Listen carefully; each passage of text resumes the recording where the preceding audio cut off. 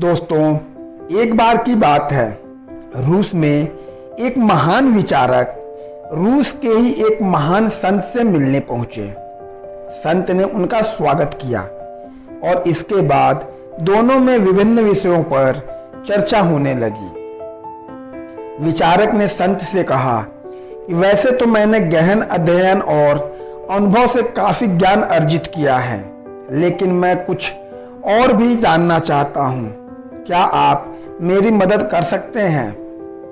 संत को पता था कि विचारक बहुत ही विद्वान है, लेकिन उन्हें इसका घमंड है। उन्होंने सोचा कि अहंकार ठीक नहीं है, अतः इन्हें सबक सिखाना जरूरी है। उन्होंने कुछ देर विचार किया और फिर एक कोरा कागज उनके तरफ बढ़ाते हुए बोले, यह बहुत अच्छी बात है कि आप कुछ सीखना चाहते हैं, लेकिन मुझे यह ज्ञात नहीं है कि आपने अभी तक क्या क्या सीखा है और क्या क्या नहीं।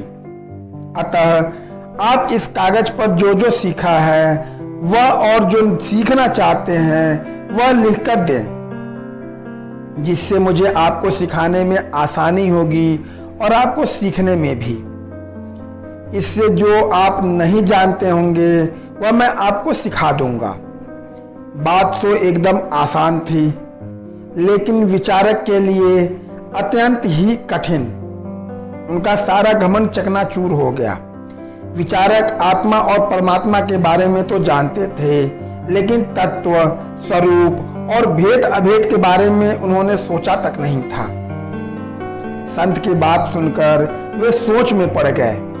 उन्होंने काफी देर तक विचार किया और जब उन्हें कुछ नहीं समझ में आया तो कोरा कागज उन्होंने संत को वैसे ही वापस दे दिया और फिर संत से बोले, श्रीमान, मैं तो कुछ भी नहीं जानता। विचारक के विनम्रतापूर्ण कहे गए इन शब्दों से संत बहुत प्रभावित हुए और मुस्कुराते हुए बोले, आज आपने जानने वाली पहली बात जान ली कि आप कुछ नहीं जानते। यही ज्ञान की प्रथम सीढ़ी है। अब आपको कुछ भी सिखाया और बताया जा सकता है। एक बात जान लो, खाली बर्तन को ही भरा जा सकता है, परंतु अहंकार से भरे बर्तन में ज्ञान भरना असंभव है। ज्ञानी बनने के लिए सबसे जरूरी यह है कि मनुष्य ज्ञान को पा लेने का संकल्प ले। उसे जहां भी कुछ अच्छा सीखने को मिलता है वह उसे सीखे।